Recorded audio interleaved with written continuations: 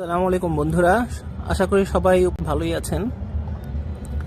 আজকে আপনাদের সাথে কথা বলবো কিভাবে বাসায় নিজেই নিজের জৈব সার তৈরি করতে পারেন গাছের জন্য। কারণ বাইরে থেকে জৈব সার কিনে গাছে যোগান দেওয়া অনেক ব্যয়সাধ্যের ব্যাপার। এই জন্য আমি গত 5 থেকে 6 বছর ধরে নিজেই বাসায় জৈব সার তৈরি করে থাকি। জৈব সার তৈরির জন্য আমি একটা বালতিতে, এটা ধরেন 16 থেকে 20 লিটার একটা বালতি, তার মধ্যে নিচে মাটি দিয়ে এর উপরে সকল প্রকার সবজির খোসা, কলার খোসা, তারপর কাঁচা গোবর ইত্যাদি দিয়ে বালতিটা ভরাট করি। এর মধ্যে শুধু মাঝখানে একটা লেয়ার হচ্ছে হালকা মাটির স্তর দিই, বাকি পুরোটাই হচ্ছে সবজির খোসা, কলার খোসা, ডিমের খোসা, অর্থাৎ যত ধরনের খোসা আবর্জনা সবকিছু এটার মধ্যে দেওয়া আছে। কাঁচা গোবরও দেওয়া আছে। এর মধ্যে 1 কেজি ভার্মি কম্পোস্ট বাজার থেকে কিনে এনে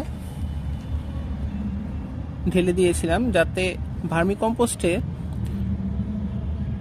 শুকনা থাকলেও এর মধ্যে কেঁচোর ডিম থাকে। এই কেঁচোর ডিম্বাণু থেকে পরবর্তীতে কেঁচো উৎপন্ন হয়, যা আপনার বাসায় জৈব সার তৈরি করতে খুবই সহায়তা করবে। এখান থেকে, এই কেঁচোর ডিম থেকে আস্তে আস্তে কেঁচো উৎপন্ন হয় এবং আপনি যে সবজির খোসা, কলার খোসা, গোবর সার যখন এখানে ঢালবেন, যত দিন যাবে এখান থেকে কেঁচো উৎপন্ন হয়ে আপনার এই খোসাগুলোকে জৈব সারে পরিণত করতে, ভার্মি কম্পোস্ট যেটা, সেটাতে পরিণত করতে খুব তাড়াতাড়ি সহায়তা করে। এখন আমি এটার সাথে সরিষার খৈল, হাড়ের গুঁড়া, শিংকুচি এগুলো মিশাবো। তো যার জন্য আমি এটাকে আগে ঢেলে নিচ্ছি মাটিতে। মাটিতে ঢালার পর দেখেন আমার এখানে প্রচুর পরিমাণ পাতা এখনও রয়েছে। আমি এর মধ্যে শুকনা পাতাও দিয়েছি। এইগুলা আস্তে আস্তে সব মিশে, পাতা পচা সার কিন্তু সবচেয়ে উৎকৃষ্ট একটা সার গাছের জন্য।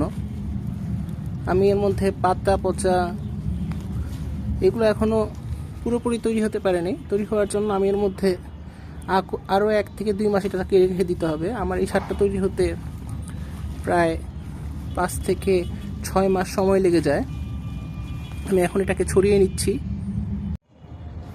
আমি এরপর এটার মধ্যে চুন ছিটিয়ে নিচ্ছি, যাতে আমার ছত্রাক আক্রমণে জৈব সারটা নষ্ট না হয়ে যায়। এজন্য চুন প্রত্যেকটা জায়গায় জায়গায় ছিটিয়ে নিচ্ছি, এতে আমার গাছের জৈব সার তৈরিতে ক্ষতিকর ছত্রাকগুলো নষ্ট হয়ে যাবে। চুন ছেটানোর কারণে আমার মাটিতে সবজি খোসা দেওয়ার কারণে যে অ্যাসিডিটি ভাবটা ছিল, তাও পুরোপুরি প্রশম হয়ে যাবে। কারণ গাছের জন্য একটা প্রশম খাবার দেওয়া খুবই জরুরি।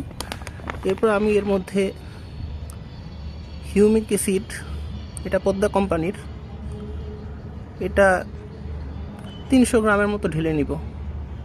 তারপর সরিষার খৈল ঢেলে নিচ্ছি 1 কেজির পরিমাণের মতো। সরিষার খৈল ঢেলে নিচ্ছি।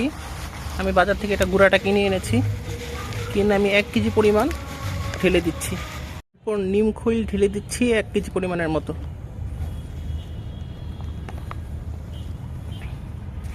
এখন শিংকুচি ঢালবো 1 কেজি পরিমাণ।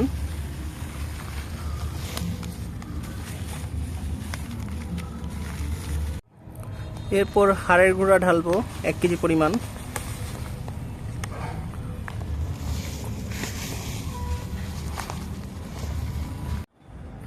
সবশেষে ঝিনুক গুঁড়া ঢেলে দিচ্ছি 1 কেজি পরিমাণের মতো। চারদিকে ছড়িয়ে দিচ্ছি।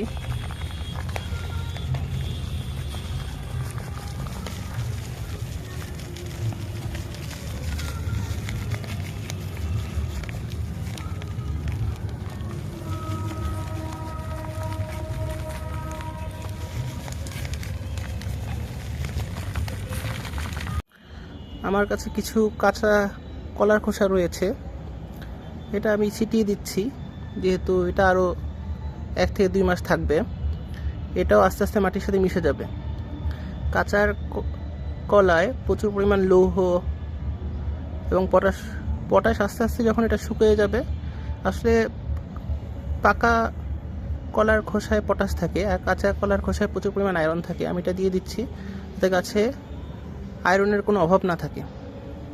এটা আমি ছিটিয়ে দিচ্ছি এবং এভাবে এই সব কিছুকে এখন মিক্স করে বালতির মধ্যে আবার 1 থেকে 2 মাস রেখে দিলে এটা পুরোপুরি একটা মিশ্র জৈব সারে পরিণত হয়ে যাবে। আমি এটাকে সম্পূর্ণরূপে মিশিয়ে নিয়েছি। এখন এটাকে আস্তে আস্তে বালতিতে ভরে 2 থেকে 3 মাস উপর দিয়ে একটা পলিথিন বেঁধে ছায়াযুক্ত স্থানে রেখে দিব। 2 থেকে 3 মাস পরে আপনি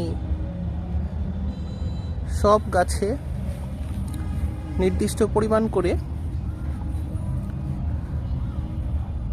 দিতে পারবেন। 8 থেকে 10 ইঞ্চি টবে প্রতি মাসে 1 মুঠ পরিমাণ এবং 12 থেকে 16 ইঞ্চি টব পর্যন্ত প্রতি মাসে 2 থেকে 3 মুঠ এবং 16 ইঞ্চির বড় টবে প্রতি মাসে 4 মুঠ পরিমাণ করে দিলে গাছের গ্রোথ যেমন ভালো থাকবে, ঠিক তেমনিভাবে গাছ সুস্থ সবল ও রোগ থেকে মুক্তি পাবে। ভালো থাকবেন, সাথেই থাকবেন যাতে আপনাদের জন্য আরও ভালো ভালো ভিডিও নিয়ে আসতে পারি। আসসালামু আলাইকুম।